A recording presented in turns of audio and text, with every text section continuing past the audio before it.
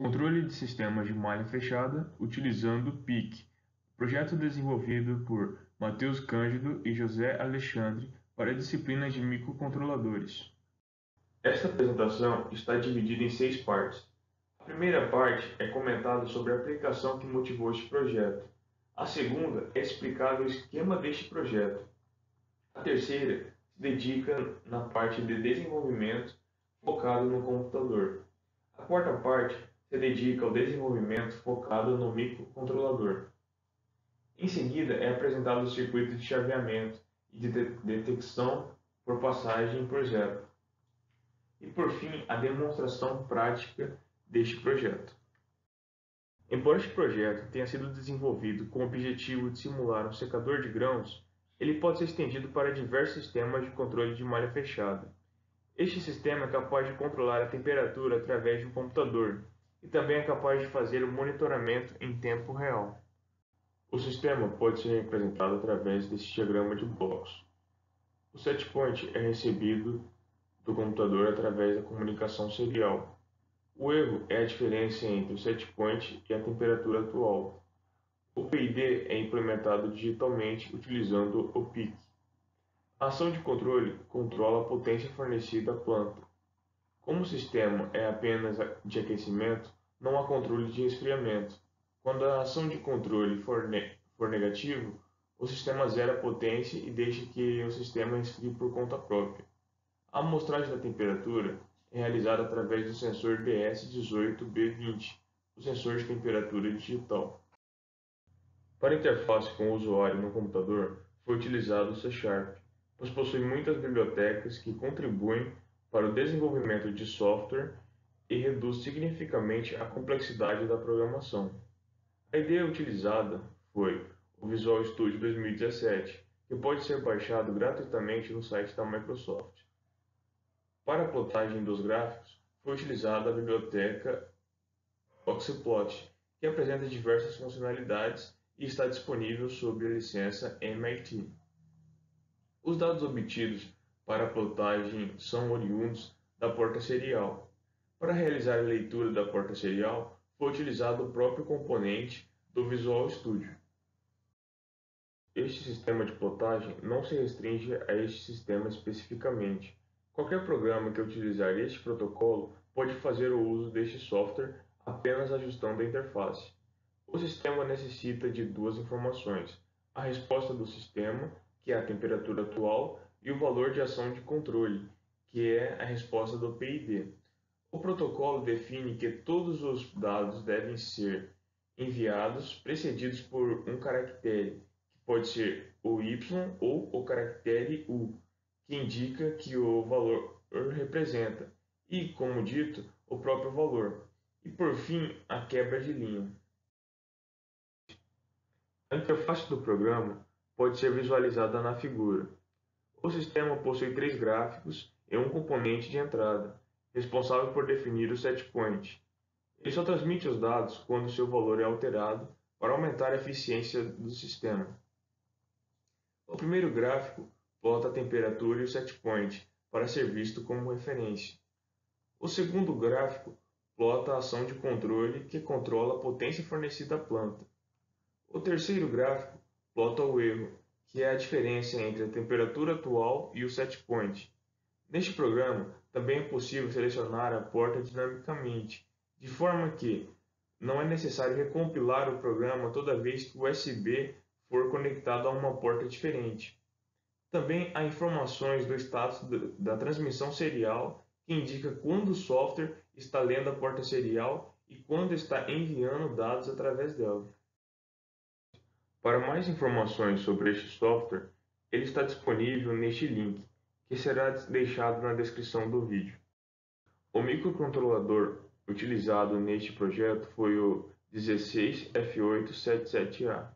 Os códigos desenvolvidos são compatíveis com o compilador CCS/C. Uma das principais dificuldades ao se desenvolver este programa foi o fato de o comando delay desativar todas as interrupções do PIC. E como o sensor de temperatura necessitava de um delay de 1 segundo, ele consumia a maior parte do tempo de execução do microcontrolador, e não permitia que as demais funções que dependiam de interrupções funcionassem corretamente. Devido ao primeiro problema, que afetava as interrupções do microcontrolador, a comunicação full duplex, ou pelo menos a sensação de comunicação full duplex, se tornou impossível. A solução para o primeiro problema foi a seguinte: foi abandonado o uso de delay no programa, ou restrito apenas na inicialização do programa. O sincronismo é feito através de timers. O programa monitora intervalos de tempos específicos, baseado no tempo de overflow do peak, utilizando um cristal de 20 MHz. Os intervalos de tempo calculados são 1/8 de segundo, 1/4 de segundo, meio segundo e 1 segundo. A função reset desativa todos os intervalos de tempos após cada iteração do programa. Com o primeiro problema resolvido, resta apenas resolver o problema da comunicação serial. Para isso, foi utilizada uma interrupção, que indica quando há dados disponíveis. A leitura de dados se encerra quando o caractere de quebra de linha /n é recebido. A cada intervalo de tempo de 1/8 de segundo, é transmitido dados para o computador, para manter os gráficos atualizados. O controle de potência é realizado através da quantidade de ondas que alimentam a planta. A frequência do sinal é de 120 Hz. Neste sistema, a frequência é dividida em 60 ondas e, baseado no controle, é decidido quantas dessas 60 ondas pode alimentar a planta. Portanto, se a ação de controle for máxima, todas as ondas passarão, o que significa que a planta é alimentada com potência máxima. Quando a ação de controle for mínima, isto é, zero, a potência também é igual a zero. Seguindo este raciocínio, quando a ação de controle for a metade, apenas 30 ondas alimentarão a planta e 30 ondas serão bloqueadas. Neste código, é possível verificar que o número de ondas representados pela variável chamada de ticks varia de 0 a 60. E se a ação de controle atual for maior que o contador de ondas, a passagem é permitida. Caso contrário, é bloqueada. A detecção de ondas é realizada através da interrupção externa da porta B0 do PIC. Bom, agora é comigo. Eu sou José Alexandre, faço Engenharia de Controle e Automação no IFMT e eu vou explicar sobre o circuito de potência para o nosso projeto. Primeiramente, aqui está todo o circuito de potência que será confeccionado. Como o projeto tem como função ligar um secador e aquecer por um determinado intervalo de tempo o sensor, e se caso a temperatura aumente demais no sensor, desligar o secador por um determinado intervalo de tempo, precisamos de um chaveamento constante do secador. Para isso, usamos um TRIAC, que possui dois SCRs ligados em antiparalelo. Essa configuração da família dos thyristores serve para que o sinal possa ser conduzido nos dois semiciclos do sinal alternado, o positivo e o negativo. Com isso, nós utilizamos o TRIAC BTA139, para suportar até 40 A de corrente e 600 volts. Com o secador que trabalha na faixa de 120 volts, vai ser comandado pelo microcontrolador PIC, que trabalha na baixa tensão em 5 volts. Iremos utilizar também uma proteção para caso algum problema ocorra no circuito de potência, este problema não afete o nosso circuito de baixa potência, ou seja, o nosso PIC, né? Neste caso, iremos trabalhar com um optacoplador. Como estamos trabalhando com tensão alternada, nós precisamos de um optacoplador com um TRIAC em sua configuração interna, para que ele possa ser acionado nos dois semiciclos do sinal.